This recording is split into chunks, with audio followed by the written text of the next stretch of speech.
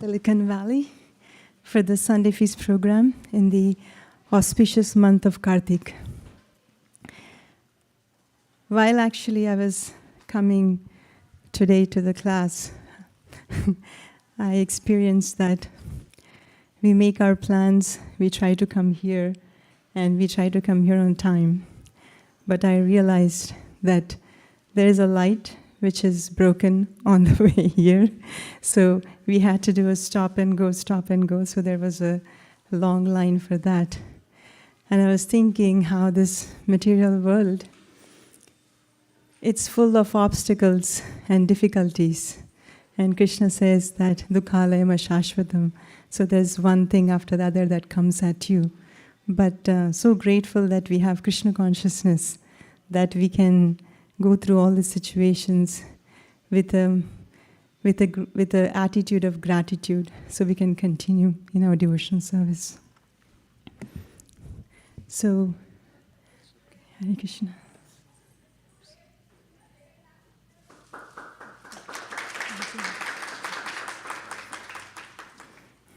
So before we begin our class today, we can offer our respectful prayers to the previous acharyas, including Srila Prabhupada. So we can do the slides for the prayers.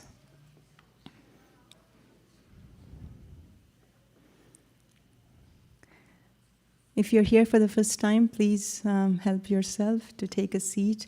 Whichever is comfortable for you, we have some seats on the floor or the benches.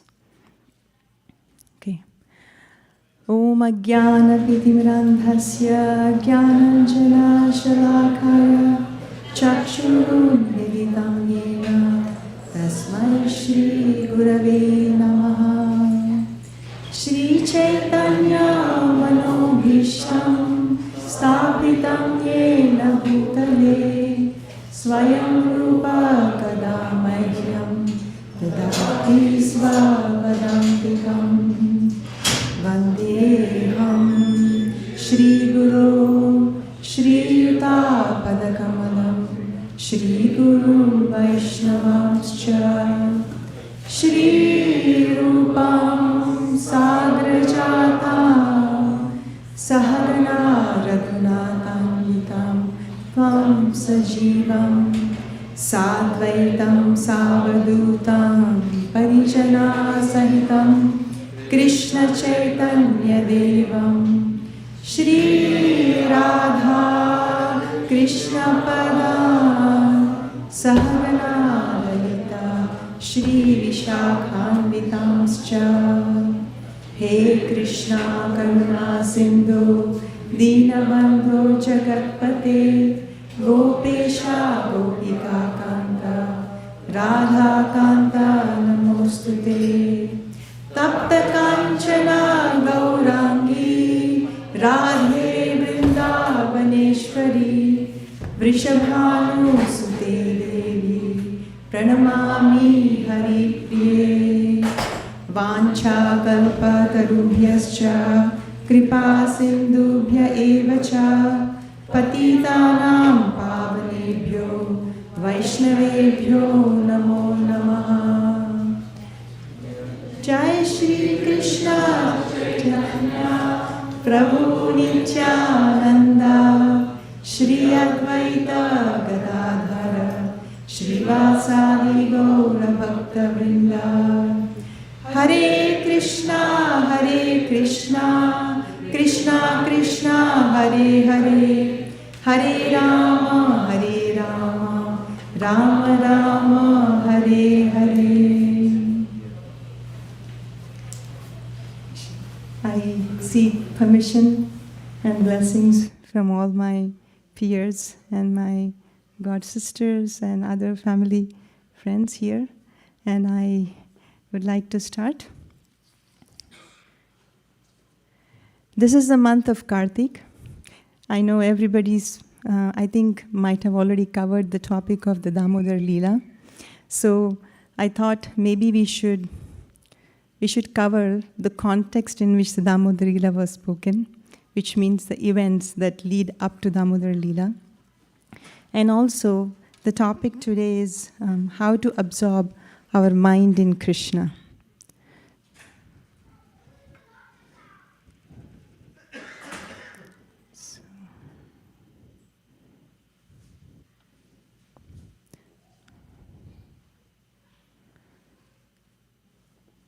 It's not sure.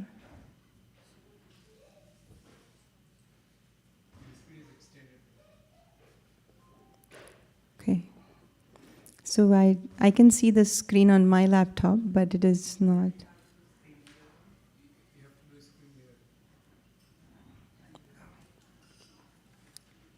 Sorry for the technical difficulties here. But Hare Krishna, Krishna Krishna, Hare Hare, Hare Rama,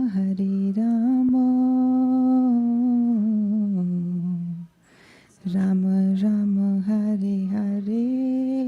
Hey, this one, Prabhu? Did you do the PowerPoint show? Hare Krishna. This one, Prabhu? What is that one? Yeah, Will do. Yes, I will. Rama Rama, Hare Hare. Yes. Hare Krishna, Hare Krishna, Krishna Krishna, Hare Hare, Hare Rama, Hare Rama, Rama Rama, Hare Hare, Hare Krishna, Hare Krishna, Krishna Krishna, Hare Hare, Hare Rama, Hare Rama, Rama Rama, Hare Hare,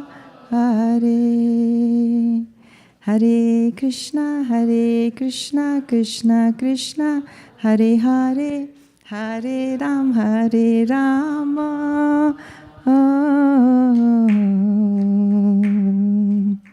Rama Rama, Hare Hare. Okay, thank you, Prabhu. So absorbing our mind in Krishna. First of all, why do we need to absorb our mind in Krishna? It is said in Bhagavad Gita, chapter 8, verse number 6. I'm sure you all are memorizing this chapter because this is the month, the chapter 8 for the month of Karthik or the rest of this year. Yam yam vapi smaran bhavam, yam vapi smaran bhavam, tyajatyante kalevaram, tam tamevaiti kaunteya, sada tadbhava bhavitaha. Whatever state of being one remembers when he quits his body, O son of Kunti, that state he will attain without fail. This is what Krishna is saying in Bhagavad Gita. So people might say that Krishna is telling when he quits his body. So throughout my life, I don't have to do any of these activities. Just before I quit my body, I can think of Krishna and then I can go back to Krishna. But it is mentioned that it is very difficult for us to think of something that we are not accustomed to throughout our life. So that's why it is very important that we practice what we want to do at the end of life.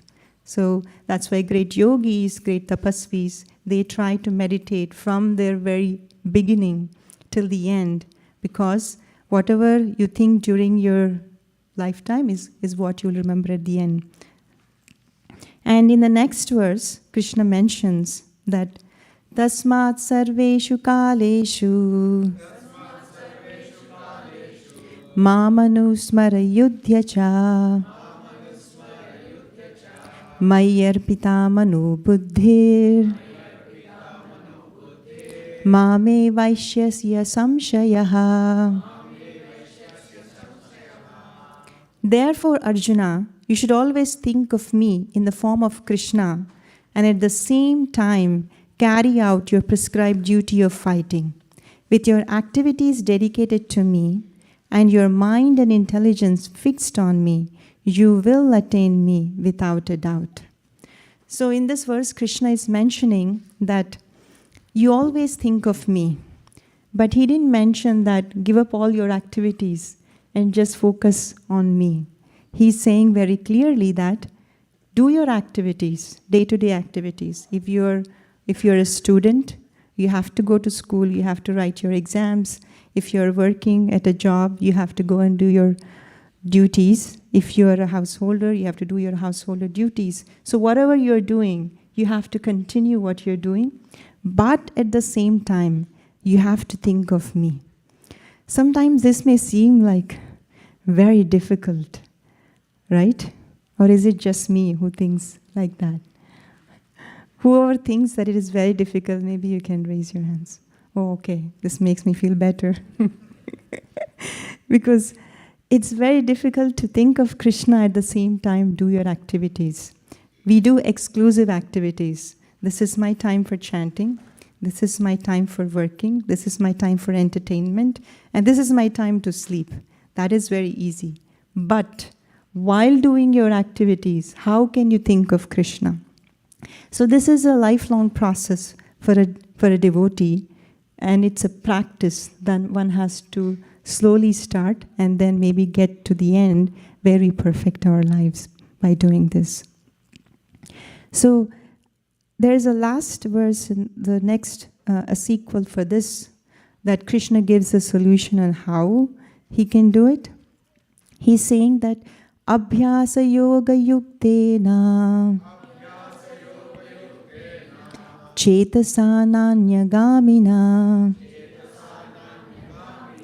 Paramam Purusham Divyam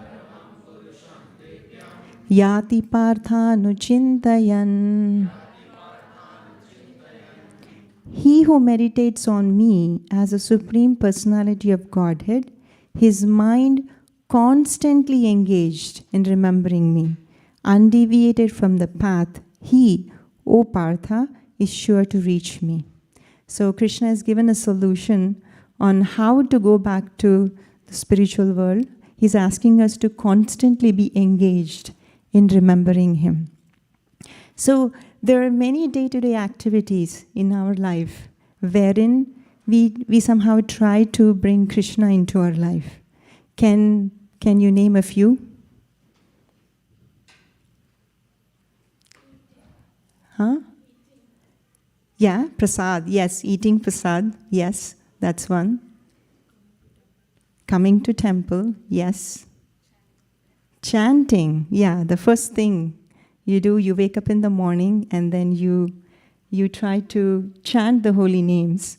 And while we are chanting the holy names, what are we trying to do? We are planning our day? Are we trying to remember Krishna? No. We try, but sometimes our mind wanders here and there.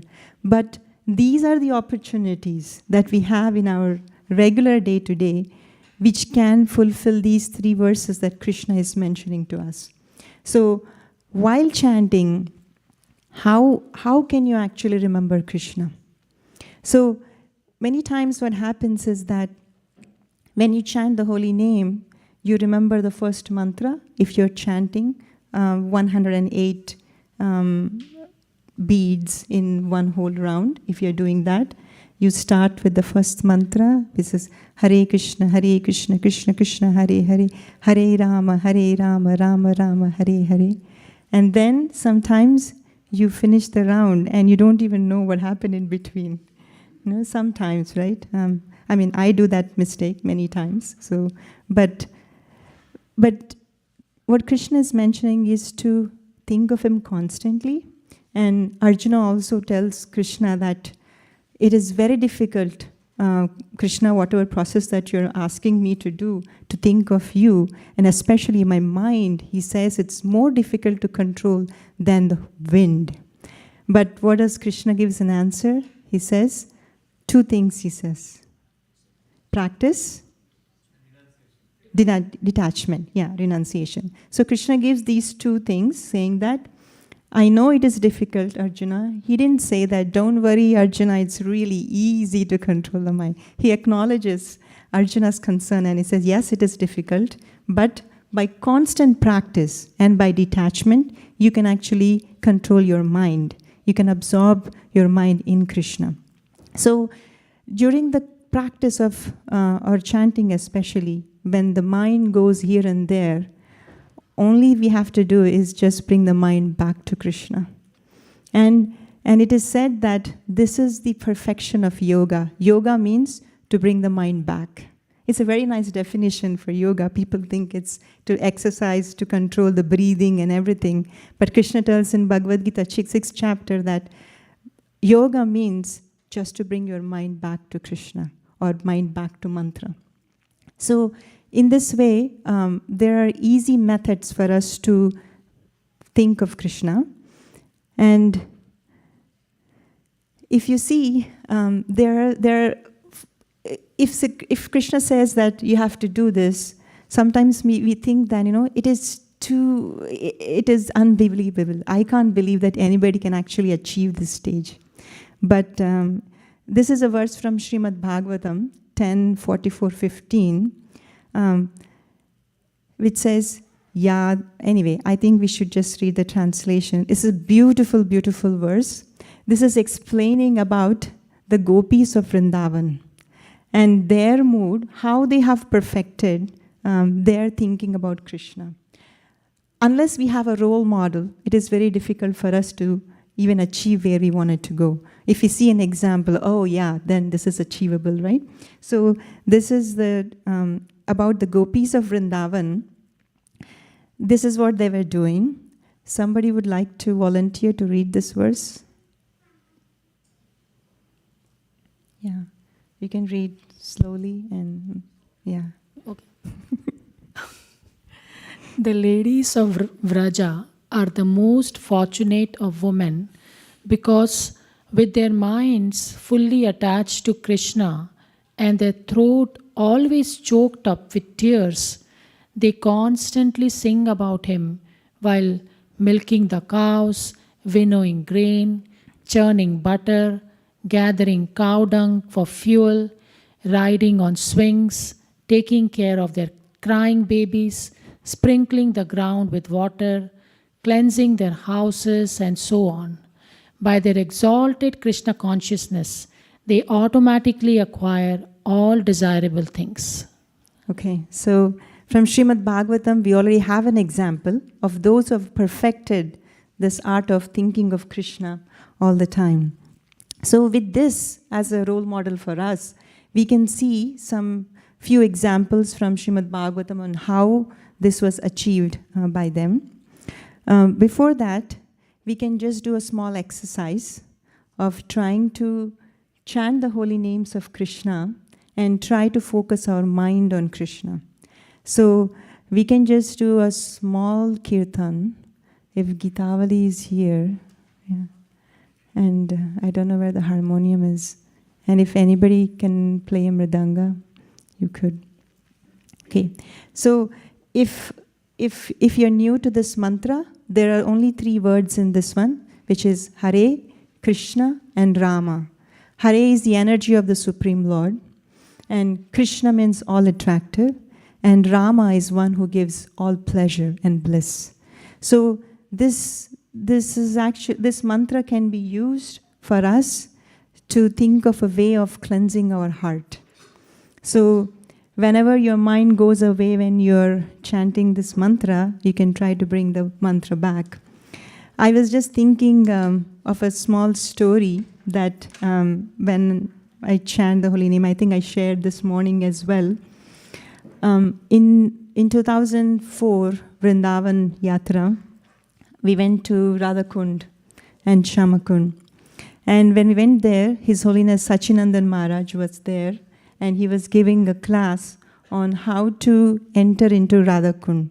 Because in Nectar of Instruction, it is mentioned that anybody who takes a dip in Radhakund, they will feel that they have gotten the love of Krishna. So many times devotees go there, and now it's the month of Karthik, many devotees are there. We take a dip in the Radhakund, but when we come out, we don't feel that love for Krishna. And sometimes we wonder, and sometimes we lament, why is that I don't have this love for Krishna? What happened? What am I doing wrong? Then His Holiness Sachinandan Maharaj mentions that the reason we don't feel that is because the heart is a receptacle where this love for Krishna is held. And when you take a dip in Radha Kund, that heart is supposed to be filled with that love. But unfortunately, Maharaj says that our heart is filled with all holes. So, the moment you take a dip, nothing retains there because everything just drains away. And what do we do in this case, right? Why is the heart is full of holes? Because of the millions of lifetimes, the unwanted habits that we are developing, the offenses that we have committed, the sins that we have accumulated for millions and millions of lifetimes, that is causing that heart to be perforated. But he said the way to actually fix fix your heart, he said that each mantra of that holy name, when you chant, that hole gets filled.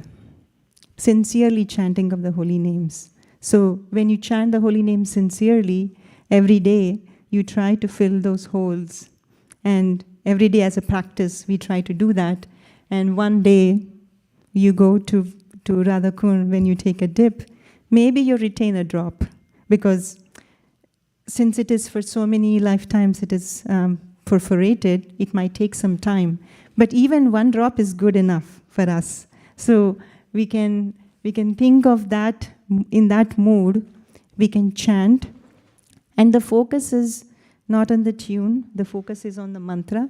If your mind goes back somewhere, then just bring it back to the mantra. So we'll just maybe take 5 minutes of exercise, we'll sing and we can chant the mantra, and then we can try to focus on the holy name, try to repair our heart. Ready?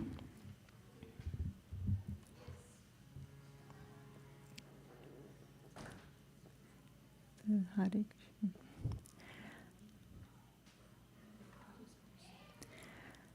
Hare Krishna, Hare Krishna, Krishna Krishna, Hare Hare,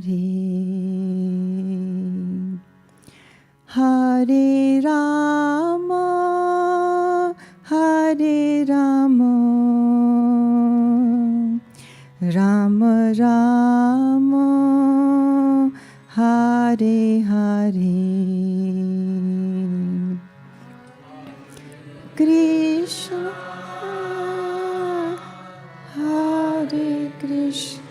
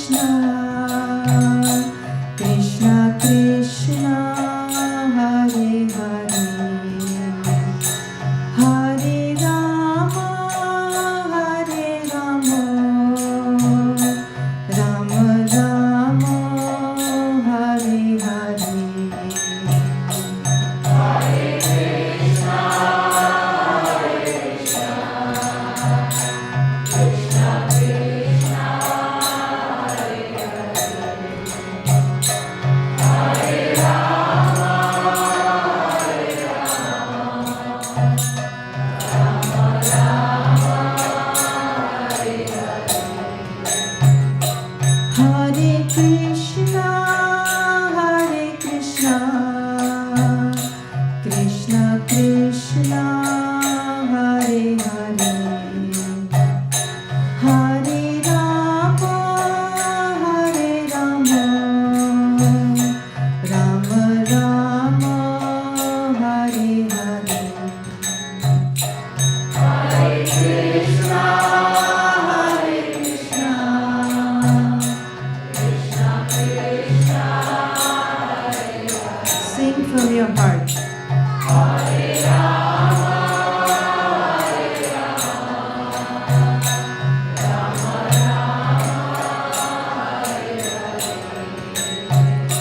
Hare Krishna, Hare Krishna, Krishna Krishna, Hare Hare, Hare Rama, Hare Rama, Rama Rama, Hare Hare, Hare Krishna, Hare Krishna, Krishna Krishna, Hare Hare, Hare Rama, Hare Rama, Rama Rama, Hare Hare, Hare Krishna, Hare Krishna, Krishna Krishna, Hare Hare, Hare Rama, Hare Rama, Rama Rama, Hare Hare, Hare Krishna, Hare Krishna, Krishna Krishna, Hare Hare, Hare Rama, Hare Rama, Rama Rama, Hare Hare, Hare Krishna, Hare Krishna, Krishna Krishna, Hare Hare, Hare Rama, Hare Rama, Rama Rama, Hare Hare, Hare Krishna, Hare Krishna, Krishna Krishna, Hare Hare, Hare Rama, Hare Rama, Rama Rama, Hare Hare, Hare Krishna, Hare Krishna, Krishna Krishna, Hare Hare, Hare Rama, Hare Rama, Rama Rama, Hare Hare, Hare Krishna, Hare Krishna, Krishna Krishna, Hare Hare, Hare Rama,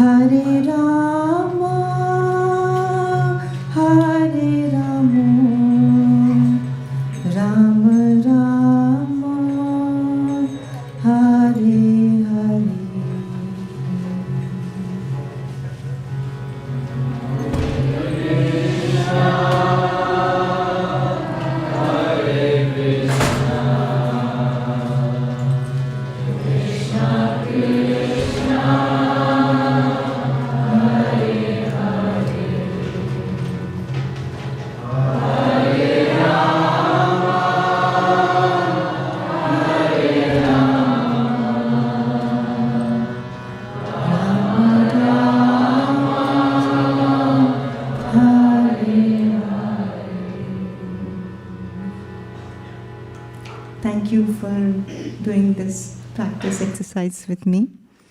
I felt really a big relief concentrating on the holy name, especially, and I think my mind was absorbed a little bit in the holy name because of the association of all the devotees here.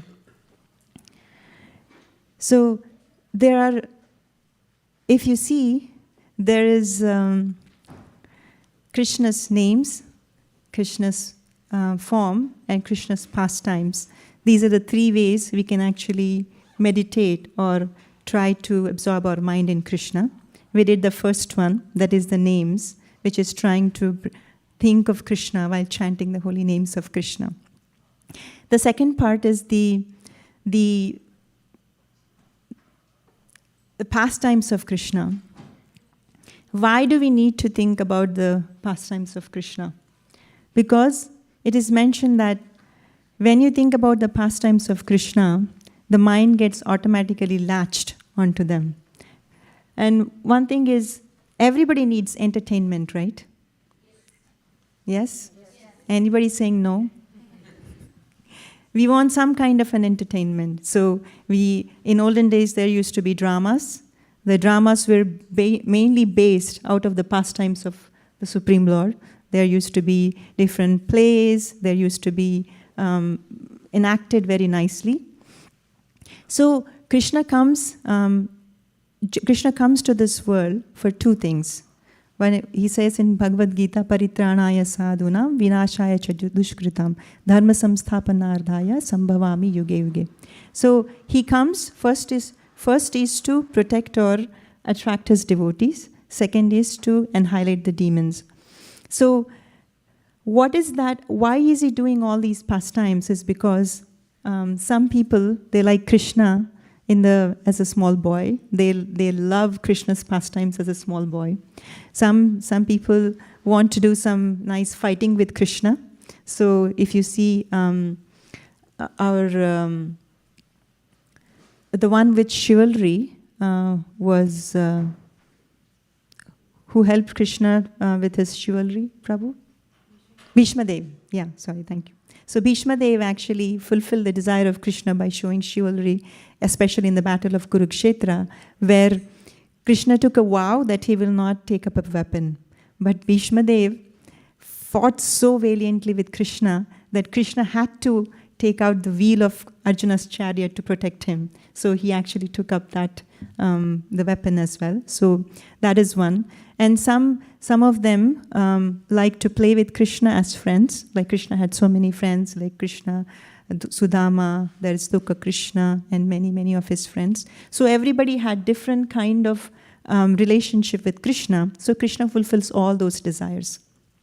So today we are specifically going to focus on only one aspect of it, because Krishna is unlimited.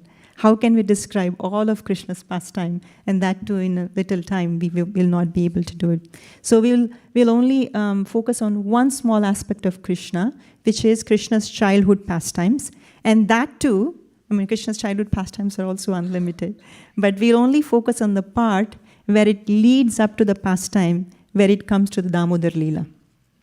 So maybe we can do a brief of the Damodar Leela towards the end, because at 5 p.m. today, every day we sing this Damodar Ashtakam. So we will have a very brief talk if somebody is new to the Damodar Leela. And will devotees like to discuss the pastimes of Krishna? Yes. And there is a verse in 10th chapter of Bhagavad Gita, in which Krishna says, Madchitta madgata prana bodhayanta parasparam katayantascha mam nityam tushyanti cha ramanti cha. He says that my devotees like to discuss about my pastimes amongst each other, and by doing so, they derive supreme pleasure. So tushyanti cha ramanti cha. So that's what all the devotees of Vrindavan would like to do. So just giving some context, Krishna, when he was a small boy, this is the time when he was, after his name-giving ceremony was done by Garga Muni, and this comes to the part of 10th canto, chapter 8, where it is describing all of Krishna's childhood pastimes. So when he was really, really young, he was just crawling on his fours, like his two legs and his two hands. And when he was crawling, in those days, Nanda Maharaj had 9 million cows. And then all the cows and calves were in the courtyard. And cow, it produces cow dung, and it also has calves. So Krishna and Balaram, when they were really, really young, they used to just roll around in the cow dung. And sometimes what they used to do is, there were little calves. The calves had tails, so they had piggyback rides on those calves' tails. So they used to hold on those calves' tails. And the calves, when somebody touched them, they were scared. They were not giving a piggyback ride, but they were scared. So they just started running away. And then Krishna and Balaram would hold them, and they used to go around. And they had so much of pleasure in doing so. And just imagine what the Gopis would have gone through, just seeing this fun, like Krishna and Balaram rolling in the cow dung. So when Krishna was trying to crawl like this, he didn't even know how to get up and stand. Can you believe it? Krishna, who is the supreme absolute truth, everything, he says that matta parataram nanyat kinchidasti dhananjaya mai sarvam idam protam sutre manigana iva. He says, everything in this material world is just rest upon me as the pearls are strung on a thread. That supreme personality of Godhead, he is not able to stand up yet. No? So Krishna is just crawling like that and trying to get up. And when he's trying to get up, he just stands up a little and then he falls on his bottom. And then Mother Yashoda sees that Krishna is trying to get up and he's not able to. Slowly, Mother Yashoda just gives her finger like this. And Krishna holds that finger and then he gets up. And while this is going on, there are other gopis, the elder gopis. These are not gopis like Krishna's friend gopis, but these are elder gopis like Mother Yashoda and the older ones. They want to make fun of Krishna because, they want to take that as a pleasure by just seeing Krishna doing funny things. So there was Radharani's great-grandmother, her name was Mukhara. She wanted to test Krishna to see if Krishna is able to do things for her. So she tells Krishna, there are these pots here, and there is a small wooden stool. Like older women, they couldn't sit directly on the floor, so they had a small wooden stool on which they would sit.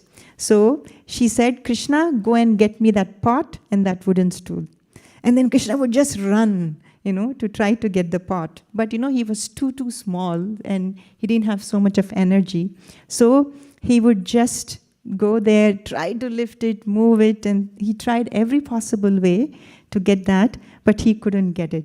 Then the wives of the wives of brothers of Nanda Maharaj, Upananda and others, they would chastise Mukhara and say, why are you doing this? He is a prince. He cannot do all these small things for you. Leave him alone. And then they take the pot and give it to her, and then they let Krishna go. They loved Krishna so much. And some of the gopis, they wanted to see Krishna dance. And they said that if you dance Krishna, I will give you a sweet meat or a sweet butter. And can you imagine what Krishna did? He actually danced. When there's so many yogis and everybody trying to get something from Krishna, they're doing so much of tapasya. If you see Hiranyakashipu, he did tapasya for so many years to get a benediction to become immortal. And there are so many others who are trying to get so many things from Krishna. Krishna is just doing a simple dance just because he wants to please the gopis, just for that one sweet meat or butter. So he was doing that to display that his sweetness is greater than his opulence. If you see, he has 6 opulences in full. Krishna has 6 opulences in full. But he wanted to teach everybody that the sweetness of love of my devotees is much, much, much superior than the opulences that I possess. And some gopis made fun of Krishna, and this is all from Ananda Vrindavan Champu and other small pastimes that are taken from there.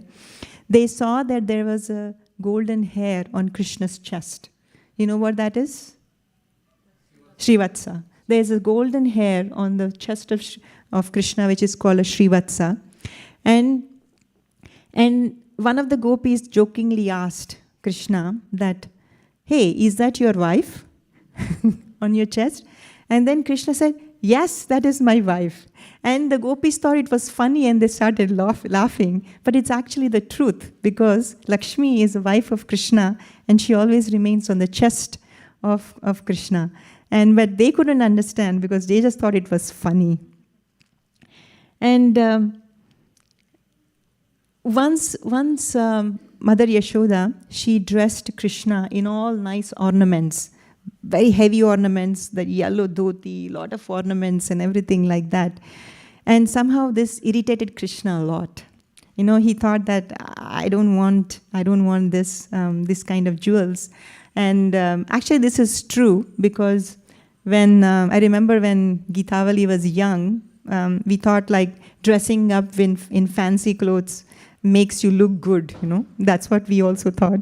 So whenever we used to dress her up, she used to be so irritated and she used to just take off everything as soon as she comes home, So Krishna also, as soon as Mother Yashoda put all those things, he went to a corner and he just took off everything because he did not want that to be irritating him. And then Mother Yashoda was just looking at that and she was just laughing and smiling on Krishna's these small childhood activities. And once the gopis of Vrindavan, they were trying to dress up Mother Yashoda. So they were trying to braid her hair. So they took a comb, they were braiding her hair, and then Krishna came there to that scene. And he was just a small boy, still very small. And he said, I want to braid the hair of my mom. And I think some children do that, right? And when he started braiding the hair, he braided somehow, whatever it is.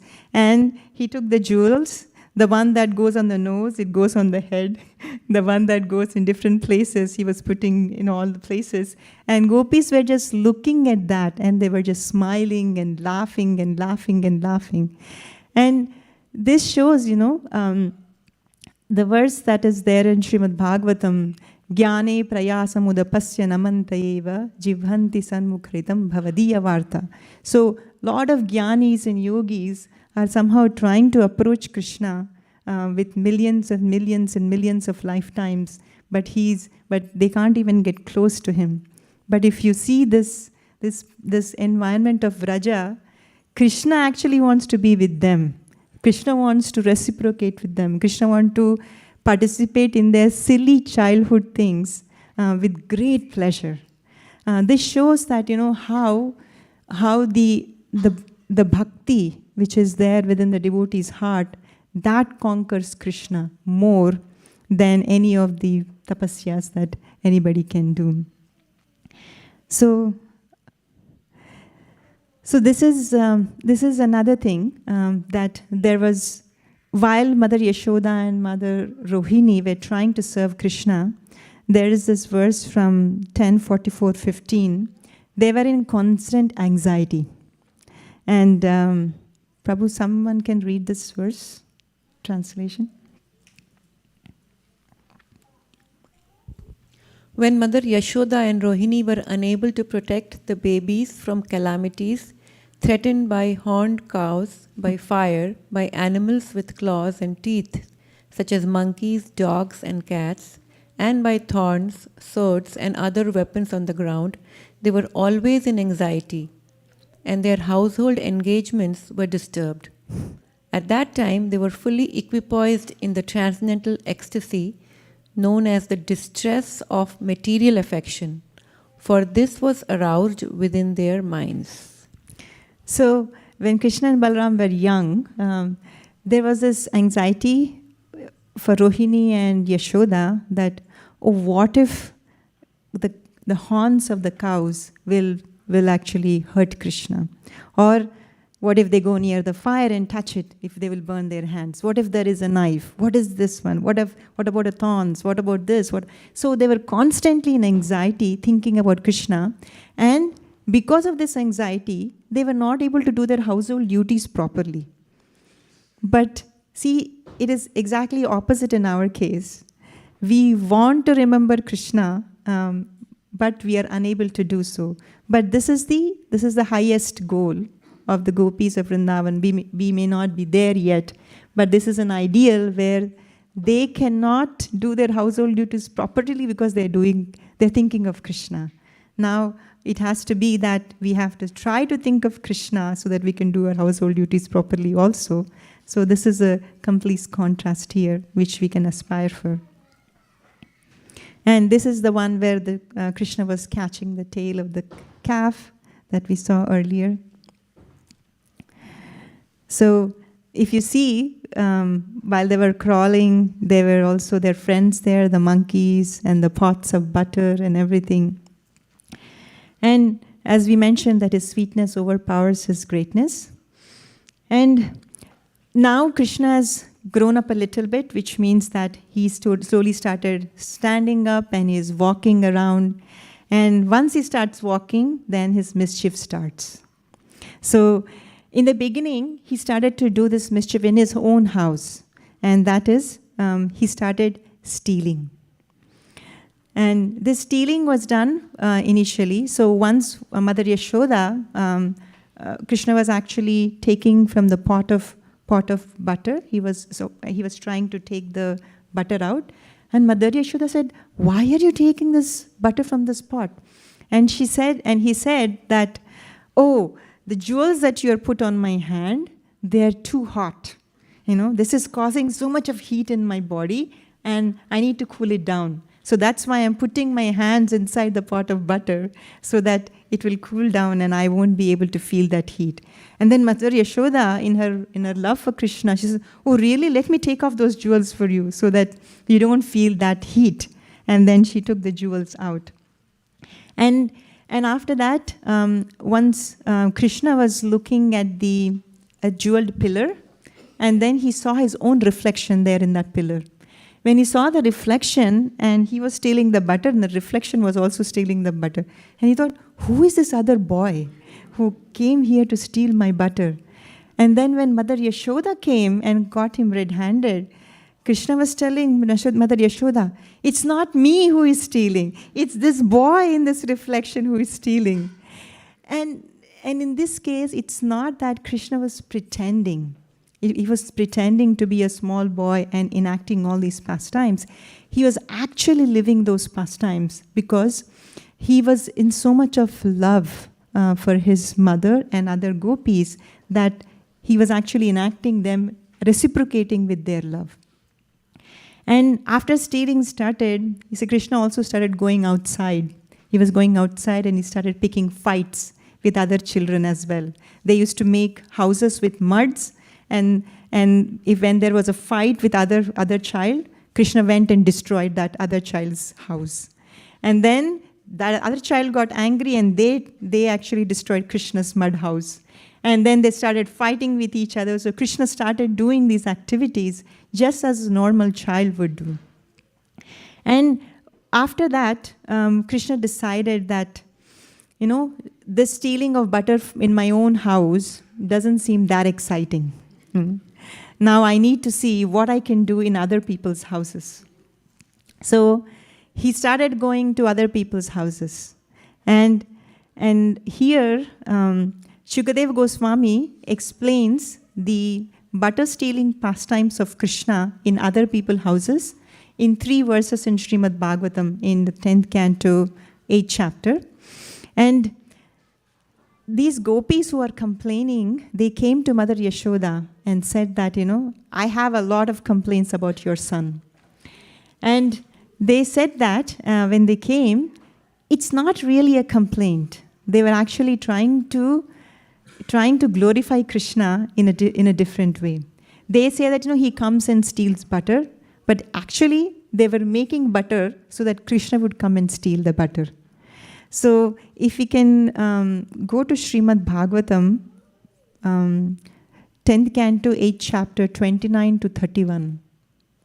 We can read the translations there, where Shukadev Goswami, in a nutshell, he describes these 3 verses about the butter stealing pastimes of Krishna in somebody else's house.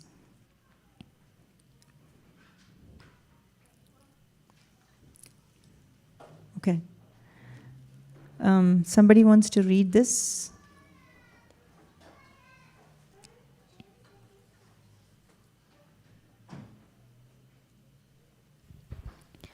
Our dear friend Yashoda, Loudly. your son sometimes comes to our houses before the milking of the cows and releases the calves. And when the master of the house becomes angry, your son merely smiles. Sometimes he devises some process by which he steals palatable curd, butter, and milk, which he then eats and drinks. When the monkeys assemble, he divides it with them. And when the monkeys have their bellies so full that they won't take more, he breaks the pots. Sometimes, if he gets no opportunity to steal butter or milk from a house, he will be angry at the householders, and for his revenge, he will agitate the small children by pinching them. Then, when the children begin crying, Krishna will go away. Yeah.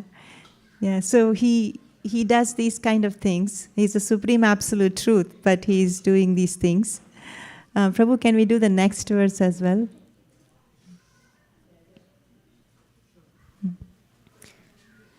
When the milk and curd are kept high on a swing hanging from the ceiling, and Krishna and Balaram cannot reach it, they arrange to reach it by piling up various planks and turning upside down the mortar for grinding spices. Being quite aware of the contents of a pot, they poke holes in it. While the elderly gopis go about the household affairs, Krishna and Balaram sometimes go into a dark room, brightening the place with their valuable jewels and ornaments on their bodies and taking advantage of this light by stealing. Yeah. So these gopis were coming and complaining to Mother Yashoda, saying that Krishna is coming and stealing this butter, and they say that Krishna is very expert. He first sets the scene. He first sets the scene by letting if you know the milking process, first you milk the cows and then you let the calves drink the milk. Otherwise, what happens is calves drink all the milk and there is no milk left for milking. It's not that we don't want to give milk to the calves, but if the calves, they drink too much milk, they won't be able to digest properly. That's why they first milk some out and then they let the calves drink, so that it is good for calf's health. At the same time, we can use that same milk to churn butter and other things. So when they were doing that, Krishna, what he would do is that he would first let loose the calves. So, and when the elders see that, oh, the calves are drinking the milk, and when they get distracted from that, then he would go inside. He would go inside the house, and then he slowly starts stealing the butter and yogurt and everything. But if you see, Krishna, Mother Yashoda already feeds him all the time. So there's never a point when Krishna is hungry. But he just goes there because he wanted to taste the love of those gopis. So when he's not hungry, he tries to give the butter to the monkeys. He wants to distribute it to the monkeys. And when monkeys are too full, even they don't want the butter from Krishna, then they just start to throw away the butter here and there and everything. And when the householders, they look at this pastime and they come and say to Mother Yashoda that, why don't you, it's not that my son doesn't get any food to eat. Then they say, yes, we know. That's why he's distributing it to monkeys and throwing everything outside. And then they say that, then Krishna says to them that if they scold him, Krishna says to them that your butter is not good, that my monkeys also don't want your butter. So Krishna tries to tell all these things just so that he would just enchant them with these pastimes, so that they get more and more affection for him. The same people who went and complained, they don't have much use for the butter and yogurt that they churn every day, but they churn the butter and yogurt and just keep it there so that Krishna would come and steal. And then Mother Yashoda said to these ladies, so why do you keep your butter and yogurt available easily for Krishna to come and steal? Then the Gopis said that, no, we tried that also. They said that we tried to put it, Prabhu, can we go back to the slides? We tried to put it on the top. And then he says that he uses all sorts of innovative ways to reach the top. Sometimes he uses this something to get on the top with the help of monkeys. Sometimes he uses his friends. They make a pyramid like that, and they stack on one on top of the other, and they figure out different ways to get it on the top. Then Mother Yashoda told the Gopis that don't put it where it is visible. Even if it is up, don't put it at the place where it is visible. Then the Gopis said, no, we even tried that. He said that we put it in a dark room where nobody can see. And then they said that Krishna and Balaram, they wear this very bright jewels that as soon as you go into the dark room, the room lights up because of those jewels. So because of that light, they're able to find the butter and yogurt.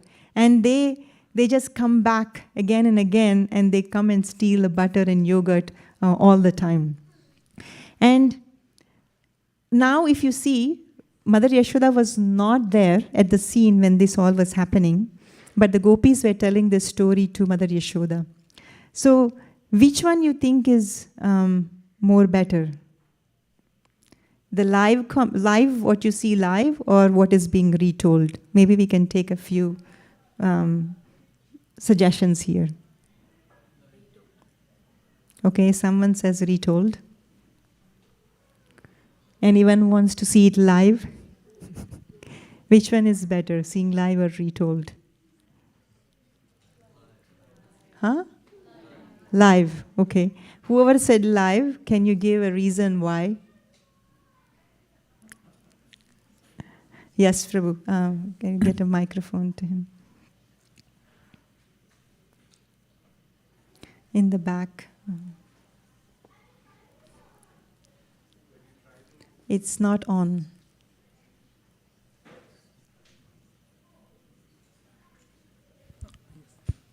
When you try to describe what you see, you often miss out the details in which Krishna does his naughty activities.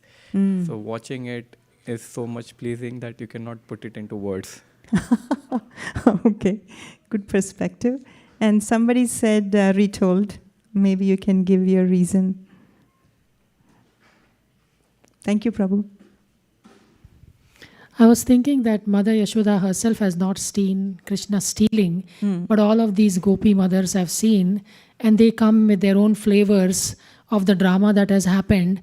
And Mother Yashoda is really relishing actually all of these things. And so I was thinking the retold version is more good. Yeah. Actually, the Acharyas mention that the version that is being retold is filled with their love and affection for Krishna in that. So they might have seen something, just stealing, a regular stealing, but when they retold it back to Mother Yashoda, they had so much of love and affection for Krishna that they became so animated, and much more details actually came out. And I think that happens with us as well, when we are really attached to something, when we want to express it. If you see poems are written, if it's a small flower, the poem, like a big poem, is written about just one flower. So when you see it, maybe you may not know the details, but if somebody says that, describes it to you, it is much more. If you see in Srimad Bhagavatam as well, Krishna's beauty is described. And we were learning Queen Kunti's prayers as well. Namaha Pankajanabhaya, Namaha Pankajamalini, Namaha Pankajanitraya, Namaste Pankajangraye. In that, Queen Kunti tells that Krishna's souls are engraved with lotuses, the souls of Krishna under his feet, that when he walks, wherever he walks, because they were engraved with lotuses, each time he steps somewhere, the lotus footprints are there everywhere. So unless somebody describes with that, it is very hard to notice directly. That's why in bhakti, the parampara, the more it is passed down to us, the more it becomes sweeter and sweeter. And in the beginning of the Bhagavatam also, it is mentioned, Nigamakalpataror galitam phalam shukamukadamruta davya samyutam. So this Bhagavatam was originally spoken, but because it was coming from the mouth of Shukadeva Goswami, the fruit has been bitten by a parrot. So I don't know if you know, but back in India, we used to look for the fruits which had been bitten by parrot on the trees, so we know they are the sweetest. So we used to go and pick those kind of fruits. So similarly, Bhagavatam also, because it is coming from the mouth of pure devotee Shukadev Goswami, it became sweeter and sweeter. So pibata rasamal. So you drink that sweet nectar.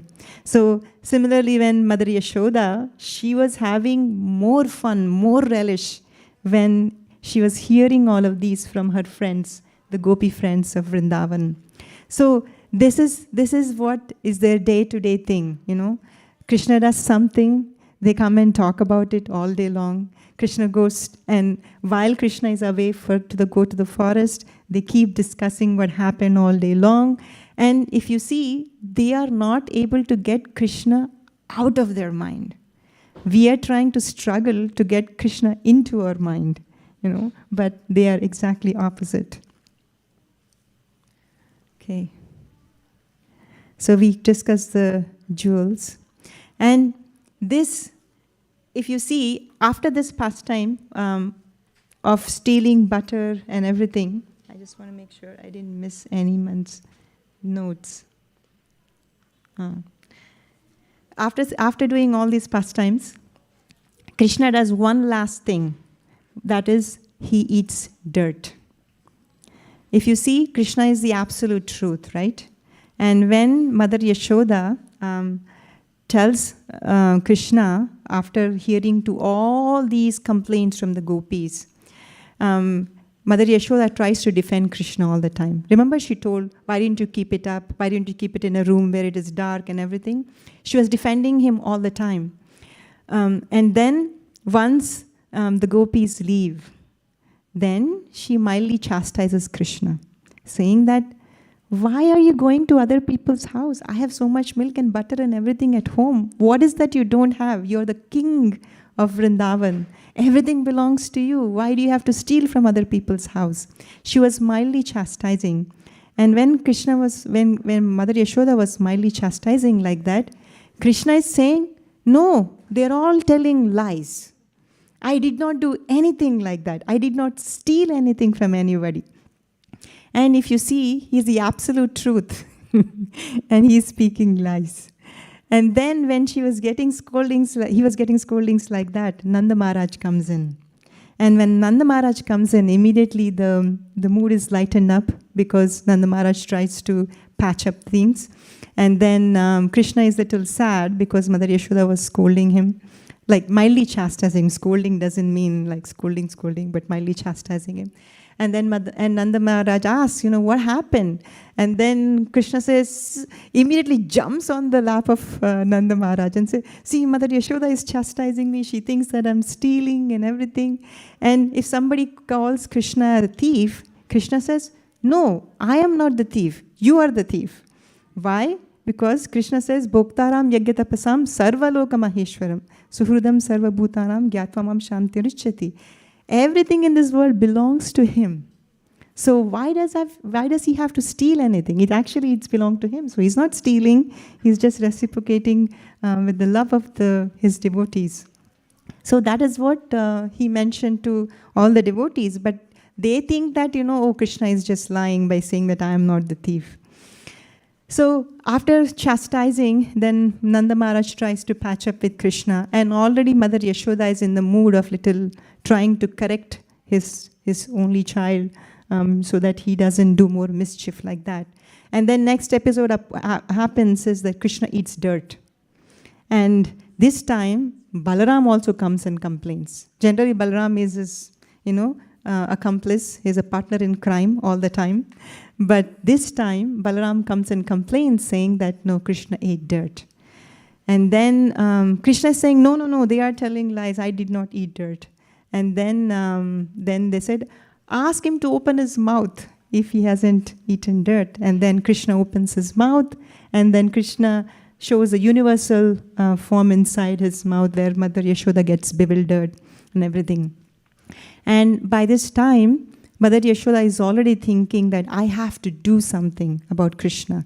I have to correct him, I have to teach him a lesson. Or maybe she thinks that maybe the butter that I am producing maybe is not of good quality. Maybe it is of inferior quality, so let me do something for Krishna. So that's when this Damodar Leela pastime happens, which you all know already. But just a brief thing for people who just came for the first time or something, that Mother Yashoda thinks that she wants to provide a better quality of milk. So she gets a very special 9 cows. They are called Padmagandha cows. And she feeds the grass with her own hands to those cows. And she gives them all kinds of nice, nutritious things, so that the cows, that when they produce the milk, it has to be the best of the best of the best quality. So she does that, and finally she personally milks the cows, because she doesn't want anyone to adulterate anything. She wants to make sure everything is done perfectly. So she milks the cows, she brings in the pot, and she puts the milk on the stove. And in the meanwhile, Krishna wakes up, he's hungry, he wants milk, he wants to be fed, so Mother Yashoda starts feeding him. And then she realizes the milk is overflowing on the stove. So she just goes to attend the milk, putting Krishna down. And then Krishna gets really upset. He thinks, what's more important for my mom than to feed me? Is that milk more important to her? He gets really upset. He goes and breaks all the pots of butter and yogurt that she has made. And then he goes and hides, because he knows that he has done something wrong. He gets really afraid. And that's the whole context of how Damodar Leela happens. And if you see, Satyavrata Muni has sung this Damodar Ashtakam. This is actually from Padma Puran, written by Vyasadeva himself. But Satyavrata Muni narrated this to Narada Muni and Shaunaka Rishi, the verses, the Damodar Ashtakam that we sing every time at the temple. So this Damodar month is actually a discount season for the devotees, because we have so many things that come on discount, on sale. There is an Amazon Prime Day, something that happens, and there is day after Thanksgiving sale, there is day after Christmas sale, whatnot. All those sales are there. Similarly, in Bhakti, the month of Karthik is a sale. So you can, whatever you do here in this month, it can be benefited like multiple times. So we have last 10 days of Karthik still left. We can try to absorb our minds in Krishna by every activity that we do. If we pay attention to what we are doing. If you're chanting, we can be attentive. If you're cooking, we can be attentive. If you're cleaning, we can be attentive. And when we are reading, when we are listening also, we can be attentive. In this way, we can take maximum advantage of this. And when His Grace Vaisheshika Prabhu was leaving, somebody asked a question, what can we do in the month of Karthik? And he said, I researched all the books and everything, and it's just only the lamp. So we are so fortunate that we get to offer a lamp. When Vaisheshika Prabhu said that, I thought like, that's too easy, offering a lamp. I mean, it's easily accessible, a ghee lamp. So, And recently I had to go for a work trip to another country. And when I went there, I was staying in a hotel, of course, and I wanted to offer a ghee lamp. I took some ghee wicks and everything, but the lighters are not allowed in the check-in or in the carry-on also. So I couldn't take a lighter with me. Remember, I took it for granted, offering a lamp. And I called when I get into the hotel, I called the reception saying that, can I get a lighter? Oh, they asked, oh, do you want to smoke? I said, no. They said, no, I just need a lighter. And then they said, oh, in the hotel, we don't allow a lighter because it's a fire hazard. So you cannot have a lighter. We cannot give you a lighter. And I was thinking, oh my goodness, this is so hard just to get a lighter. So I wanted to go outside to some shop to get a lighter. I went downstairs, but the country I went to, they don't speak English much there. I tried to explain I need a lighter. Nobody understood what I and I just didn't know what to do. And then finally there was a Starbucks. And I thought, okay, yes, this is American place, they will understand. So I said, can I get a lighter? And they said, what? I mean, they didn't understand. And then I showed like this. And she said, oh, smoke? You want to smoke? I said, no, but I want that to smoke. And then, oh, lighter. And then she got a lighter for me. And I so gratefully accepted that because I went to so many places to get one lighter.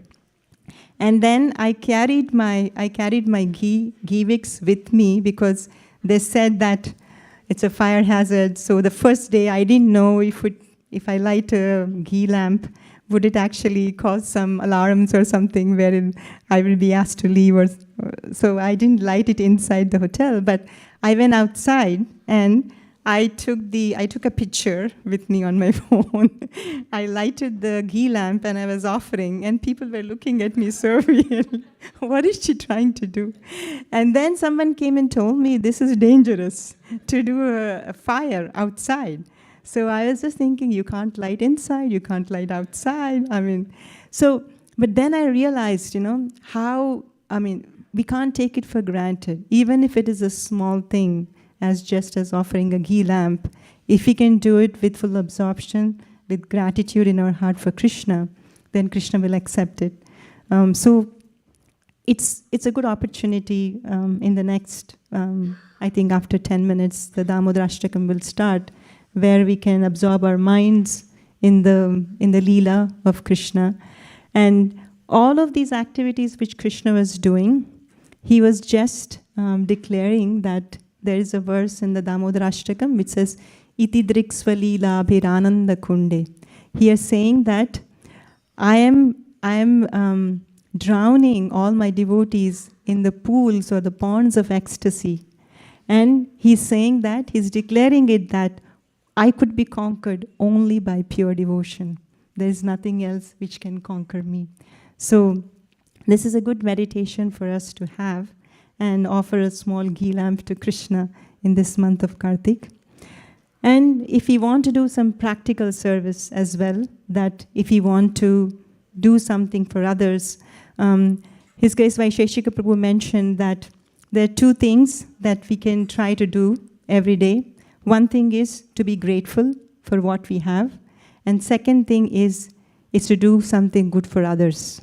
So for doing good for others, there are many ways, of course, but we also have a marathon going on now where we collectively, as the entire world, we want to distribute 4.2 million Bhagavad Gitas. So this is a nice opportunity where you can do good for others. You can distribute one Gita, cases of Gitas. One case of Gita is 24 Bhagavad Gitas. If you would like to distribute, then there's a table outside. You can take some books and give it to your friends and family. So that this is doing good to others. If you can do it in Karthik especially, then you will get many millions more times benefit than doing in a regular time.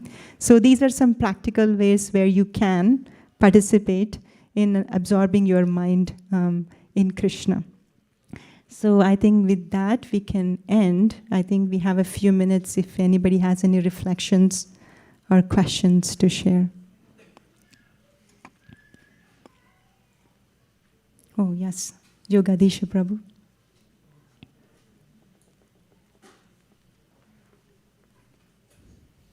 Hare Krishna. Hare Can I ask you to go to a previous slide? It was the one with the verse 10, 44, 15, I think, or 12. This one? Yes, yes. I thought this verse was very beautiful, and it actually, it reminds me of another verse from the 11th canto that describes the root cause of fear and how fear actually comes from our attachment to the material body and a lack of connection to Krishna ultimately. And so this verse, the one you have on the screen here, it shows how the last line there, at that time, they were fully equipoised in the transcendental ecstasy known as the distress of material affection, for this was aroused within their minds. So it was interesting because in that verse described, the one from the 11th canto, it says how when we attach ourselves to the material body, we feel, it's like the distress of material Are you referring world. to Bhayam Dvitiya Biniveshatasya? Yes, yes.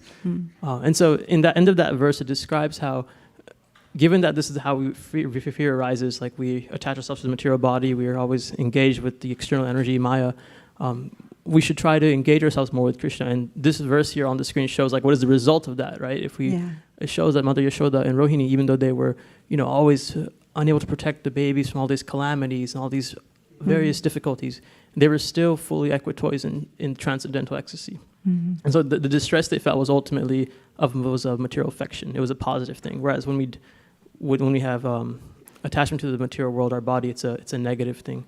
So it was a nice parallel I saw between the two. Yeah, thank you. Thank you so much. Yeah, the material distress will make us unhappy, but the spiritual anxiety and spiritual distress will make us extremely happy. So that's the contrast. Thank you so much for pointing it out. Yes, Prabhu.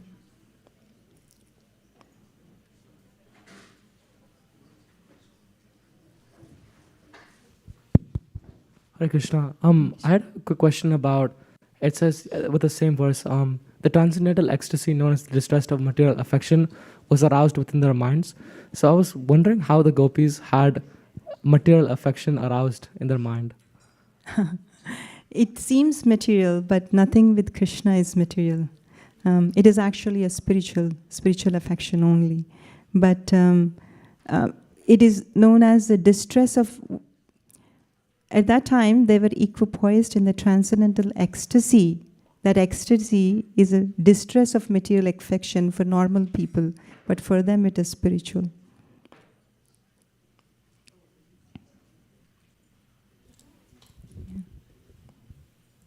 Yeah, I was thinking that the gopis, many times they would, Krishna would not come to their home for stealing butter.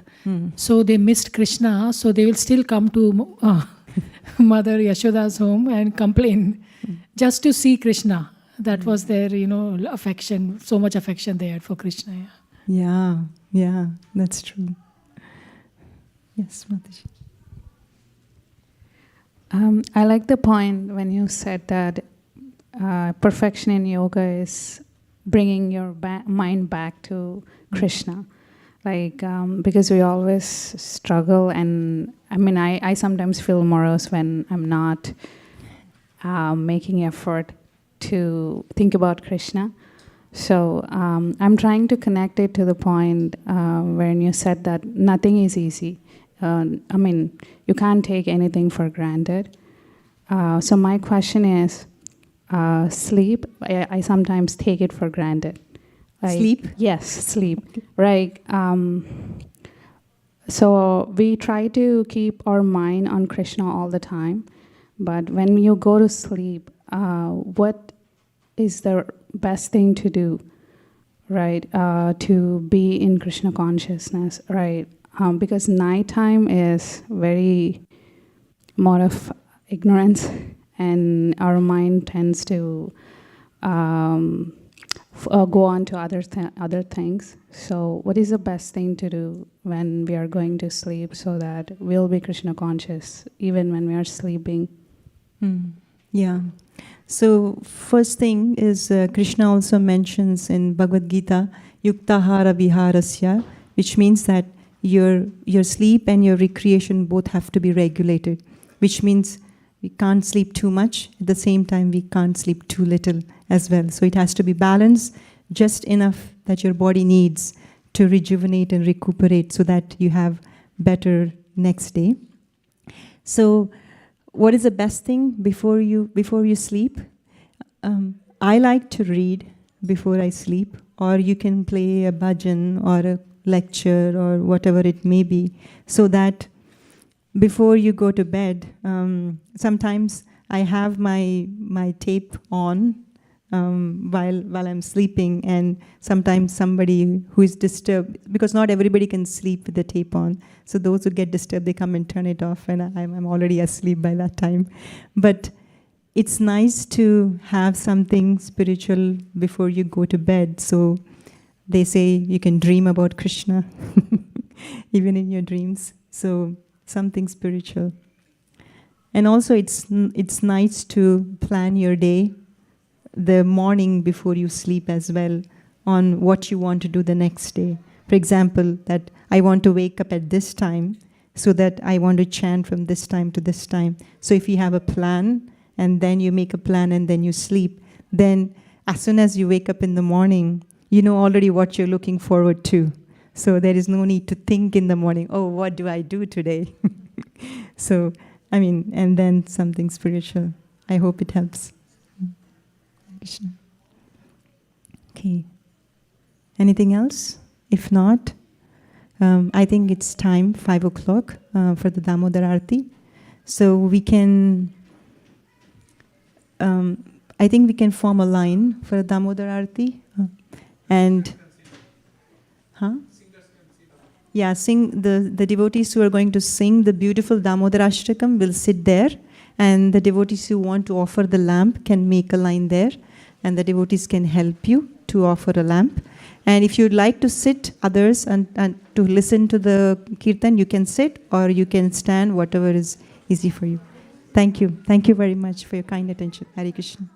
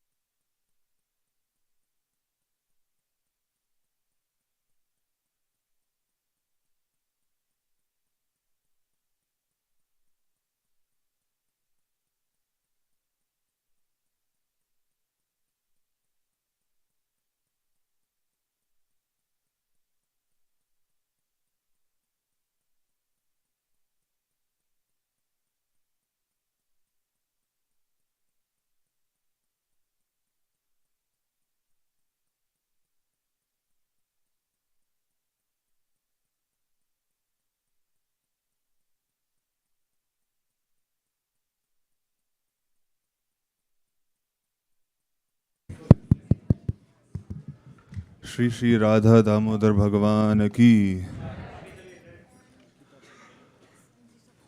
नमामीश्वरं सच्चिद आनन्दरूपं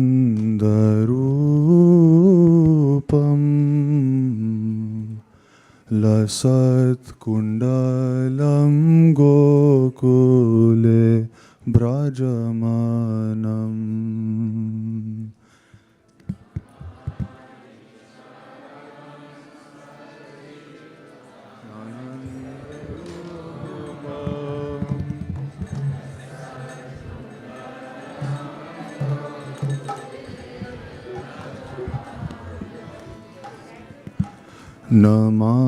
नमामीश्वरं सच्चिदानन्दरूपम् लसत् कुण्डलं गोकुले व्रजमानम्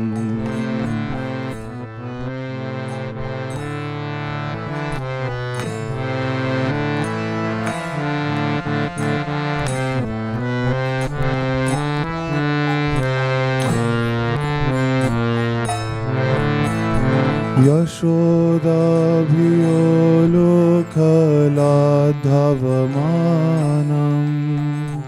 परं वृषमत्यन्ततो धृत्य गोप्या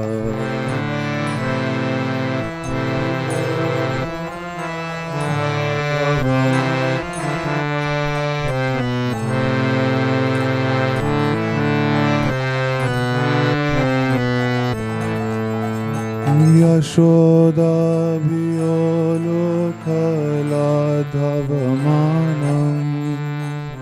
परं वृषमत्यन्ततो धृत्य गोप्या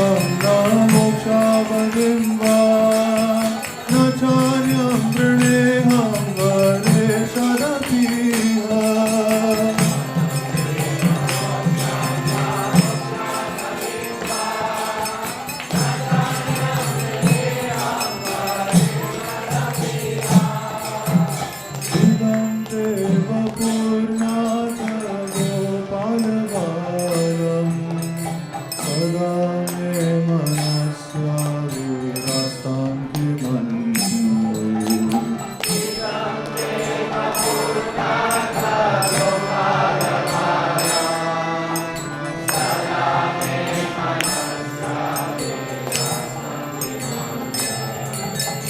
इदं देव पूर्णात् गोपालबालम् सदा मे मनस्या विरस्तं किमन्ये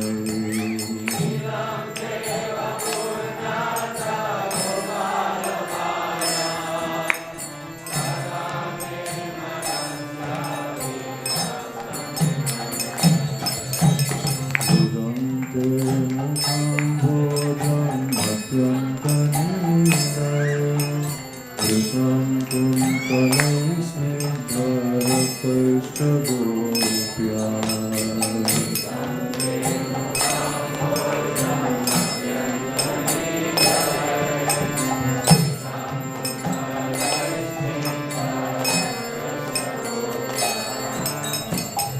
अन्ते मुखं भोजम् अत्यन्तनीलय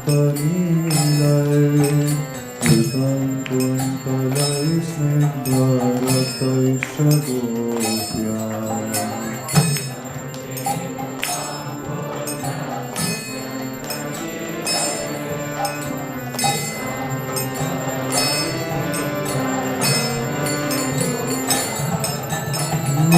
मुहुश्चुम्बितं बिम्बरक्ताभरं मे मनस्या विरास्तामलं लक्ष्यलाभये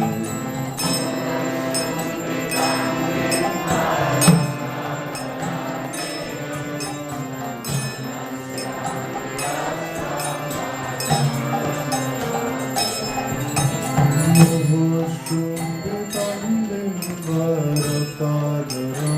मे मनस्या विरास्तामलं लक्ष्यलाभये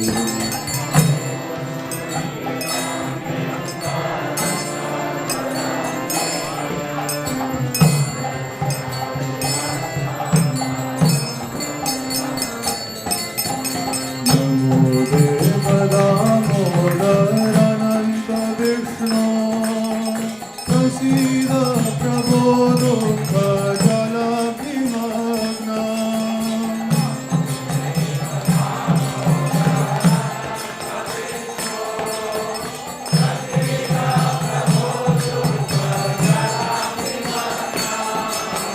नमो देव दामोदरानन्त विष्णो प्रसीद प्रभो दुःखजलभिमग्ना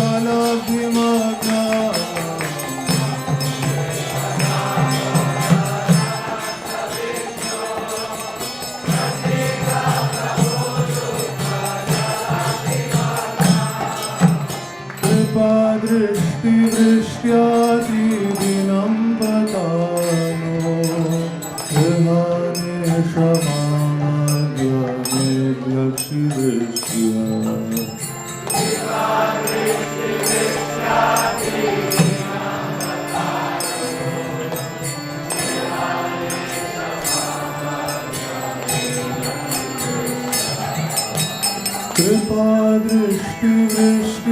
कृपादृष्टिवृष्ट्यादिदिनं पतानो गृहाणे क्षमामद्यमेद्यक्षिदृष्ट्या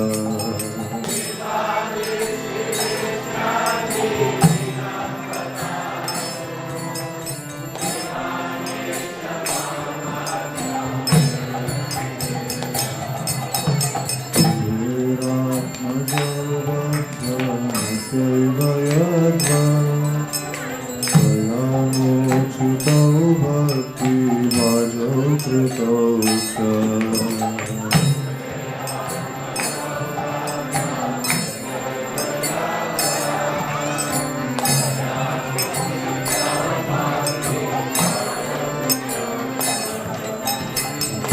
कुबेरात्मजौ बद्धमुद्यैव यद्वा त्वया मोक्षितौ भक्ति भाजौ कृतौ च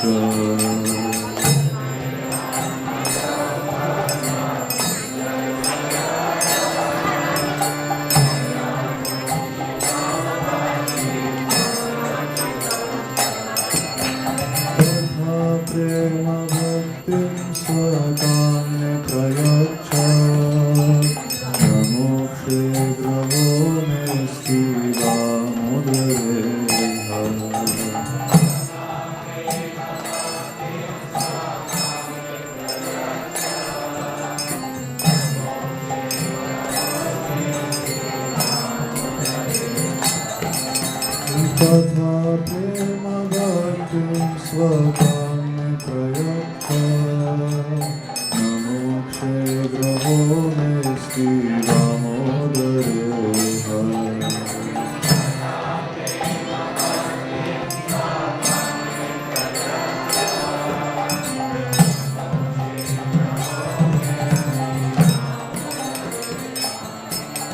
Namaste Sudame Puragiti Dhame Madhyodaraya Vishwasya Dhame.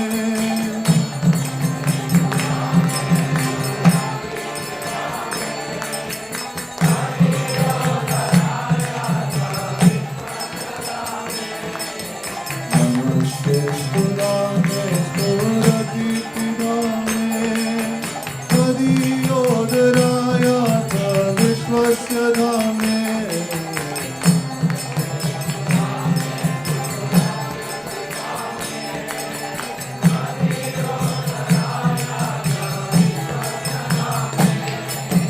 Namo Radhikaya Tvariya Priyaya Namo Nantalilaya Devaya Tobhyam.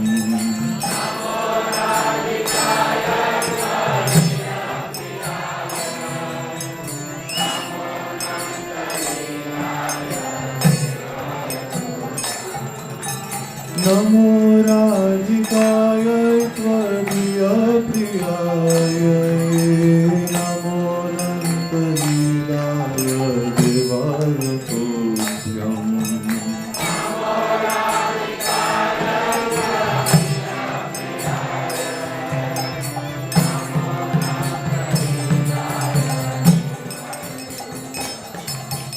Namo Radhikaya Tvariya Priyaya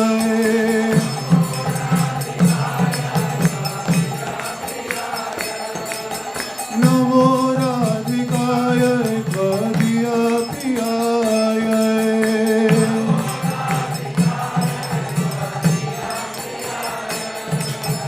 Namo Radhikaya Tvariya Priyaya Namo Nantalilaya Devaya Tobhyam.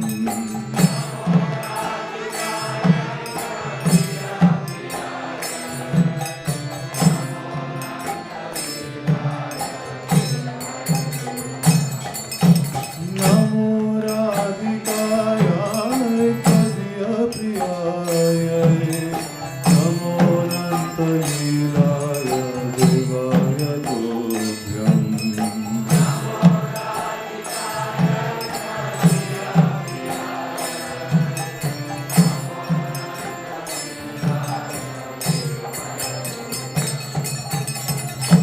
Hare Krishna, Hare Krishna, Krishna Krishna, Hare Hare, Hare Rama, Hare Rama, Rama Rama, Hare Hare.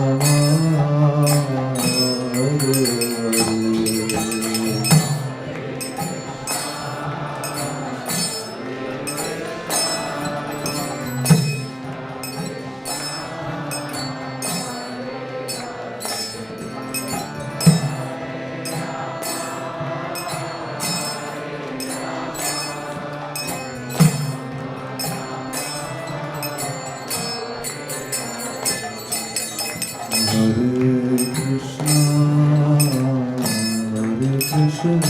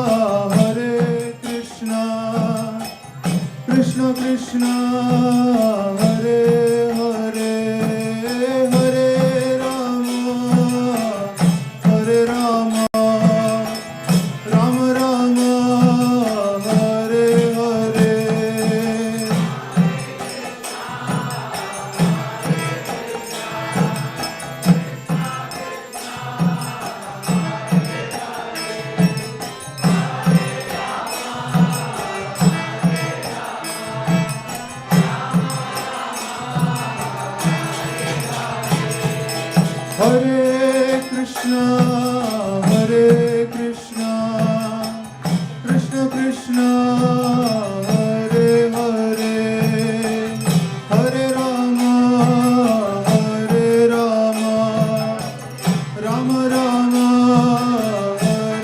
Hare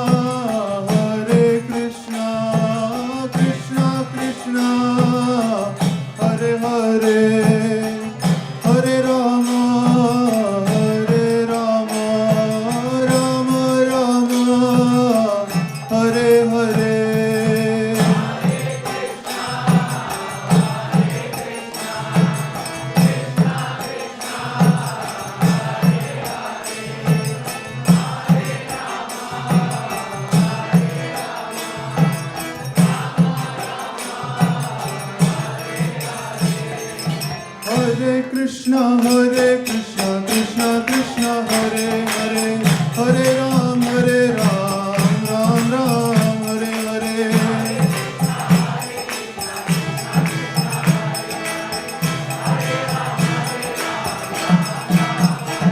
Hare Krishna, Krishna Krishna, Hare Hare, Hare Ram, Ram Ram, Hare Hare.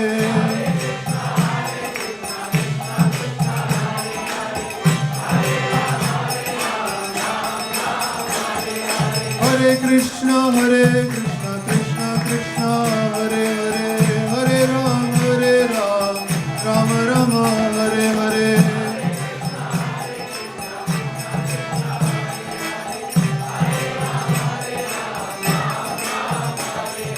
Hare Krishna, Krishna Krishna, Hare Hare, Hare Ram, Ram Ram, Hare Hare.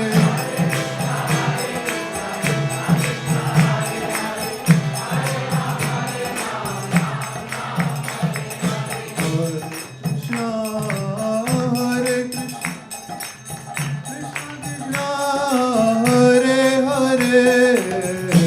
Rama, Hare Rama, Rama Rama, Hare Hare.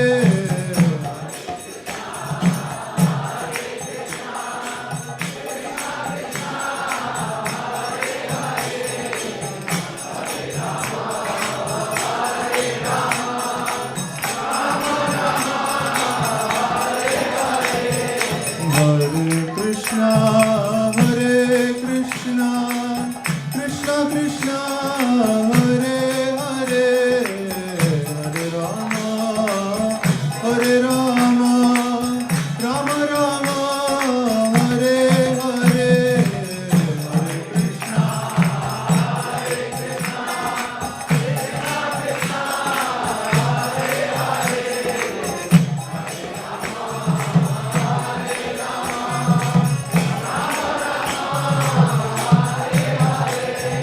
Hare Krishna. Hare Krishna, Krishna Krishna, Hare Hare, Hare Rama, Hare Rama, Rama Rama, Hare Hare.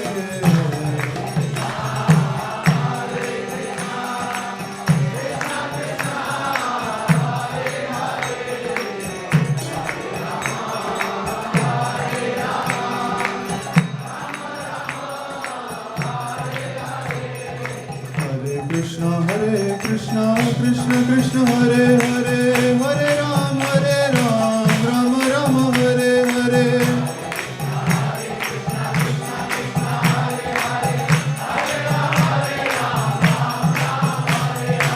Hare Krishna, Krishna Krishna, Hare Hare, Hare Ram, Ram Ram, Hare Hare.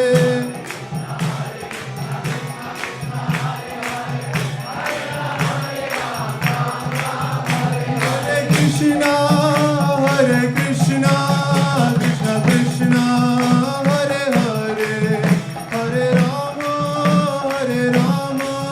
Rama Rama, Hare Hare.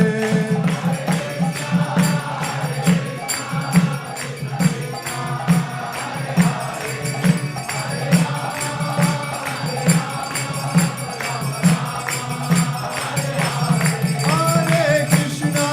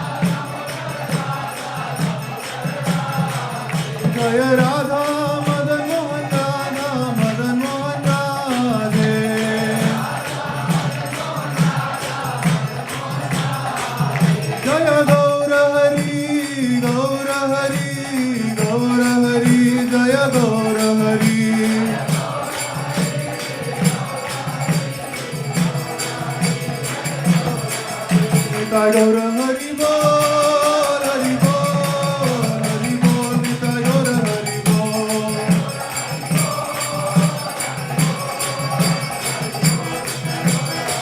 Nitai Gaur Hari Bol, Hari Bol, Hari Bol, Nitai Gaur Hari Bol.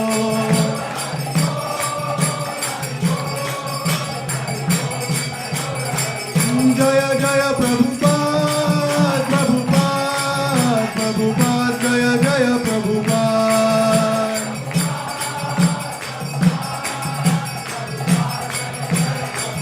Jaya Jaya Gurudev, Gurudev, Gurudev, Jaya Jaya Gurudev.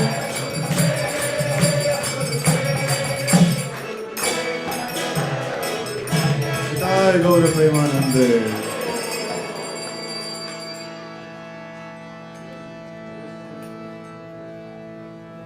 Hare Krishna. All the devotees are requested to offer today's Narsimha prayers for the quick recovery and well-being of His Grace Krishna Dharma Prabhu, who underwent an long hour surgery today for some unavoidable circumstances. So let us request Lord Narsimha Dev for his quick recovery. Hare Krishna.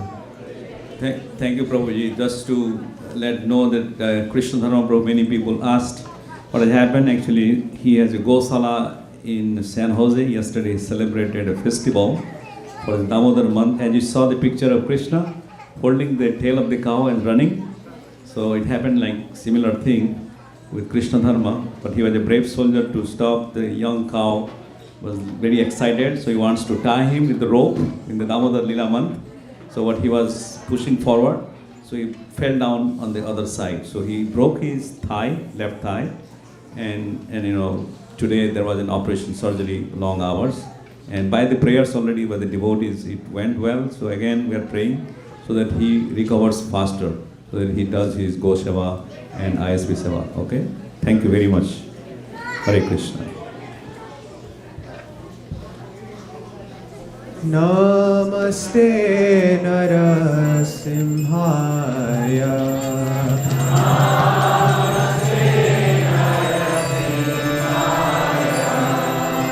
Namaste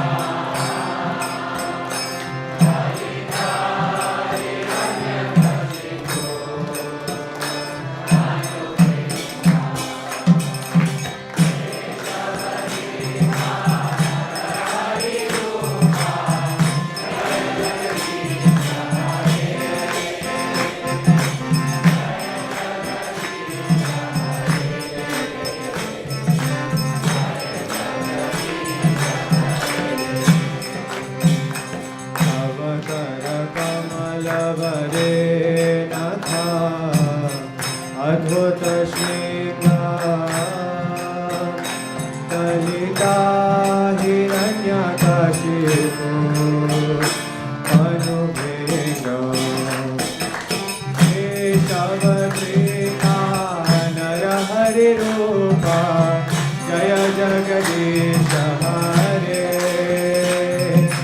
Jaya Jagadish Hare Jaya Jagadish Hare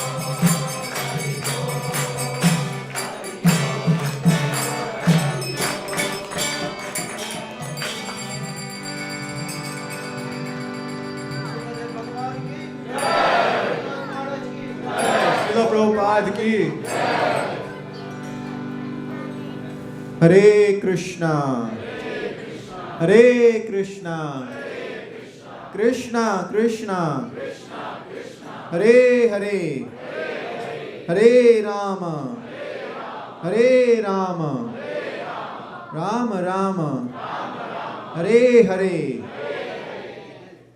We would like to welcome each and every one of you who are physically present and those who are joining us online to this today's wonderful Sunday Feast Festival. Thank you everybody for joining us.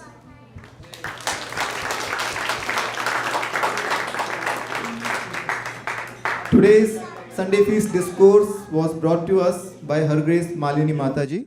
Let's express our gratitude.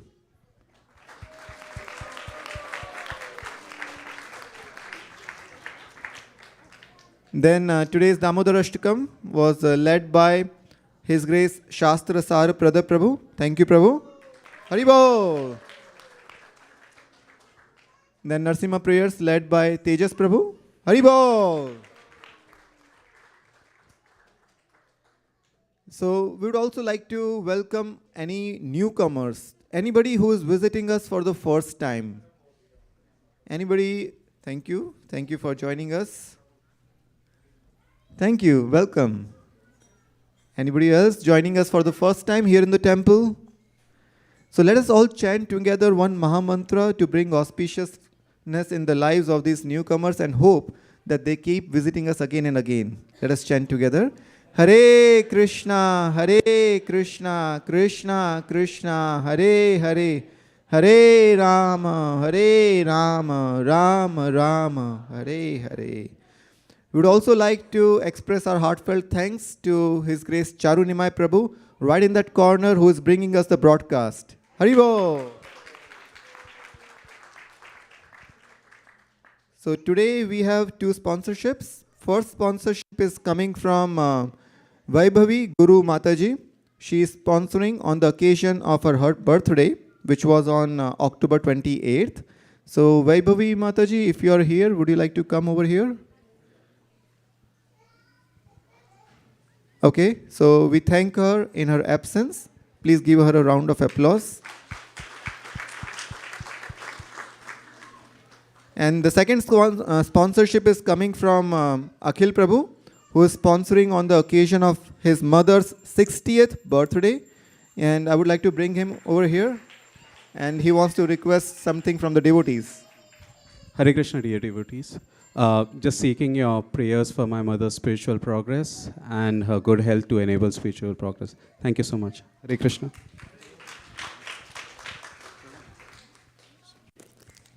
Thank you, Prabhu. Today is also a very special day because we have a birthday of a very dear devotee of our congregation. Anybody can guess? Shastra Sar Prada Prabhu. So, Prabhu, are you here? He is cleaning in the kitchen on his birthday. Haribol! So, we have 3 birthdays today. Let us all chant together one Mahamantra to request blessings of their lordships in their lives together.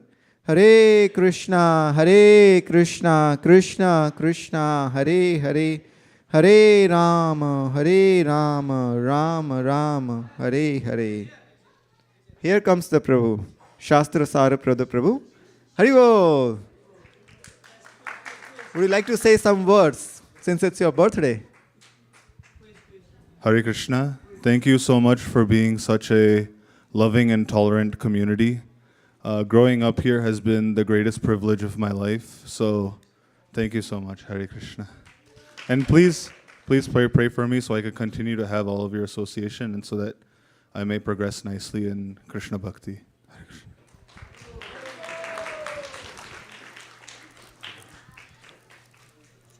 Thank you, Prabhu. So now we will have the announcements of the cooks before we go into the prasadam prayers. Is anybody announcing the cooks? Oh, Mitra. No, sorry.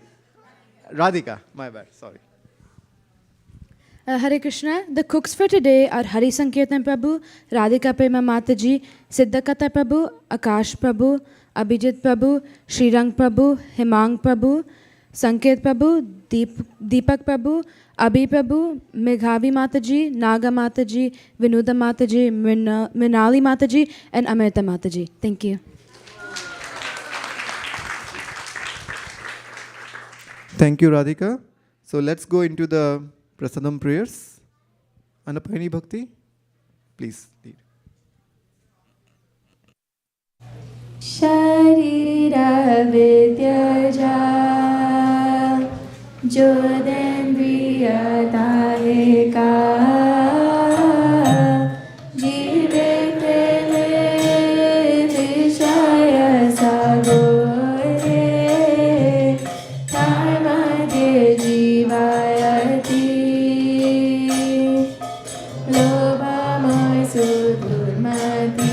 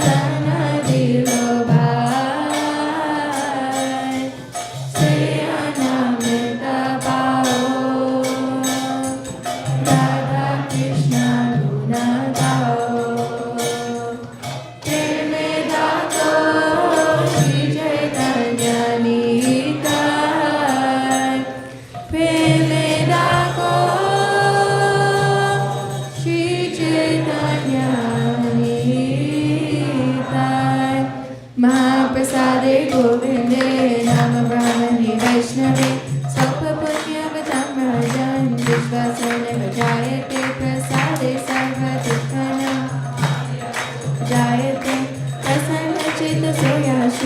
Bhuti Parya Patishtete Payopa Bhakta Shakana Vachishta Koji Lokasara Savamayan Kalinani Shishtam Parishitam Bhati Initam Badura Deshata Prapti Matena Bhaktavyam Natakala Vicharanana Deshaniyam Mastata Nakalani Amastata Aptamana Vidam Shishter Bhaktavyam Harira Prabhe Harivashi Mahaprasada Ki. Please come take prasadam. Hare Krishna.